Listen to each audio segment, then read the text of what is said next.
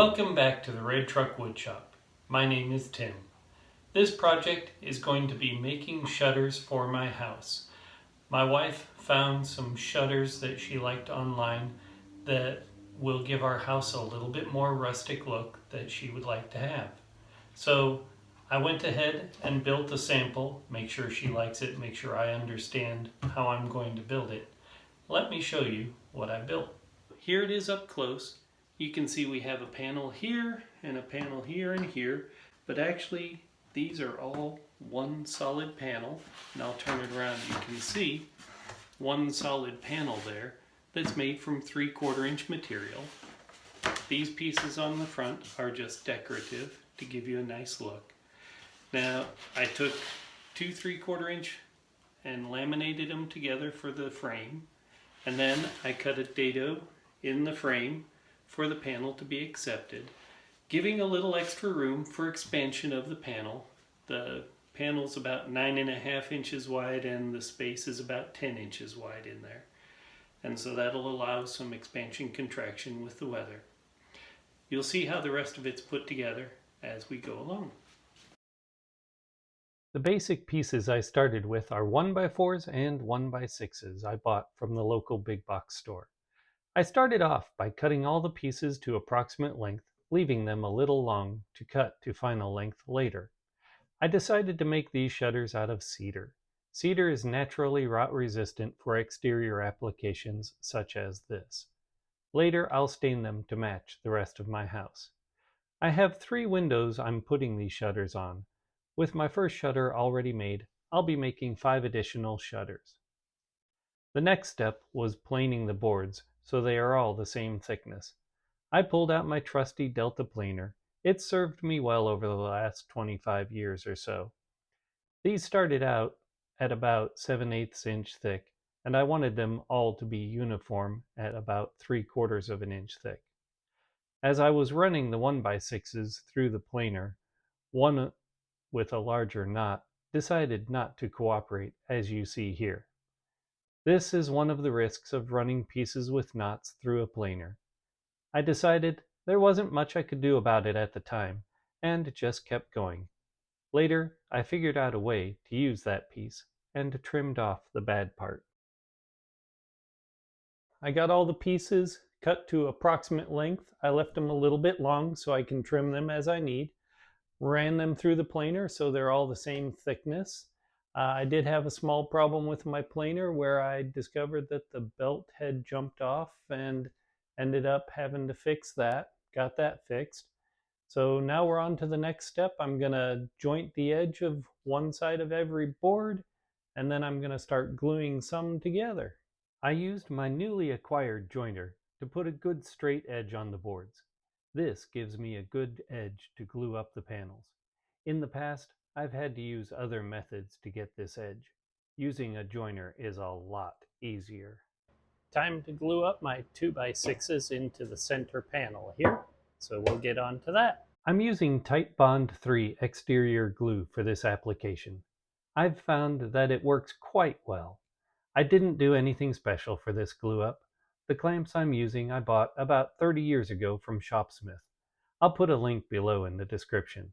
I've noticed they changed them a little bit, but they still work great for the panel glue ups. I've also seen that Rockler sells a similar clamp now.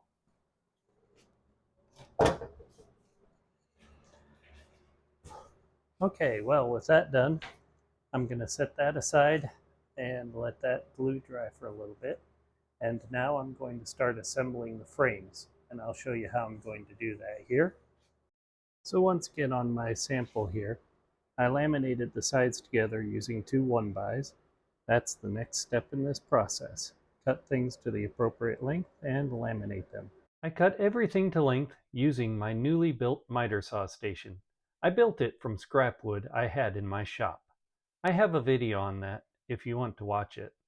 The best part is the built-in stop blocks and measuring tape. For laminating the frame, I glued and screwed the boards together. I used exterior rated screws and spaced them about 18 inches apart and 3 inches from each end. Once the glue set up, I cleaned up the edges and ran them through the joiner to give a good straight edge.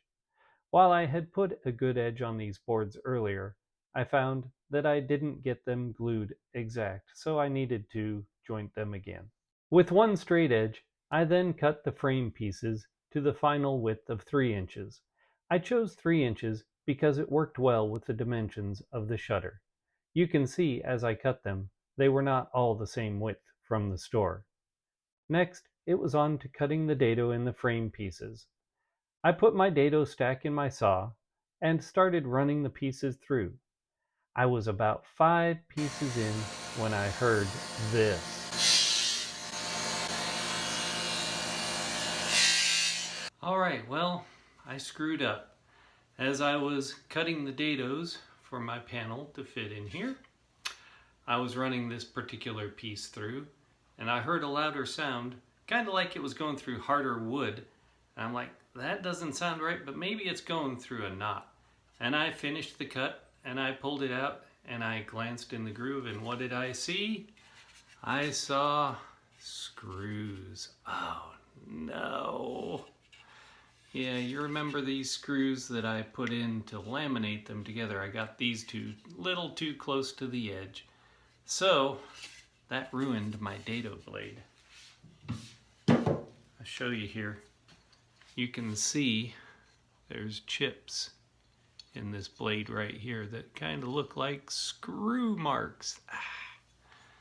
Well, now I gotta fix this. So until I fix that, I'm gonna have to do an alternate method of making the dados. And I think I'm gonna go with the traditional multiple passes of a saw blade. So that's for another day. I'm tired today. I set up my saw for cutting the rest of the dados. It was a slow process. To make the process go a little faster, I worked from the outside of the dado to the middle. I ran each piece through, cutting one side, and then rotated the piece and ran it through to cut the other side. While I have my dust collector running, you can see in this shot, it's not doing as good a job as I'd like. I need to look into solving this problem. This also explains why my air filters for my shop fill up so quickly. I'm learning a lot from doing these videos, and I hope you are as well. After the belt incident with my old planer, I begged my wife for a new one. She graciously agreed, and I bought this grizzly planer with a helical cutting head. It's been great so far. With the panels at the correct thickness, I trimmed them to final width and gave each panel a light sanding. I started staining pieces. I set up outside to avoid breathing too many bad fumes. I chose to stain the pieces before I assembled them. This way I know all the surfaces will be protected from the weather. You can see that I left the glue surfaces unstained. For assembly of the shutters, I only glued and screwed the frame pieces, leaving the panel to float in the frame. I put in one screw at each corner and then checked for square. Checking for square by measuring the diagonals is a quick and easy way. With the assembly square, I put in a second screw at each corner. With lumber prices where they are now, I decided to re-saw the decorative divider boards that go on the face of the shutter. This is my first time to re-saw boards. It's apparent I need more practice. Alright, got my resawing done, and I noticed after resawing that the boards are not all exactly the same thickness. I didn't expect them to be, but a couple of them ended up thinner than I needed to be. So I'm going to go ahead and try again with another board. I got the pieces for the dividers stained and I numbered them here. You can see that I put numbers on each of my shutters where they go because things need to be custom fit. Not everything turned out exactly identical. So now I'm going to be putting these pieces where they go. I laid out the pieces on the panel, marked the locations, and drilled pilot holes for screws that hold them in place. I decided not to glue these pieces since they are not part of the structure. This will allow the panel to expand and contract with the weather changes. I screwed from the back so the screws are not visible. I thought about many ways to attach the shutters. Since these are decorative, I just needed to mount them to the house. I decided to use angle iron at the top and bottom. I cut the pieces to length and drilled holes in both legs for screws to attach the angle to the house and the shutter to the angle. As I drilled the holes, I used oil to help cool the bit.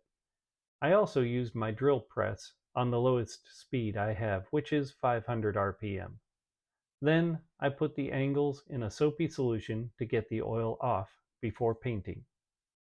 I gave each piece of angle a light wire brushing to get any rust and debris off before painting. I painted them with standard spray paint and let them dry for a few days. Then it was on to installation. Well, that's one way of doing it.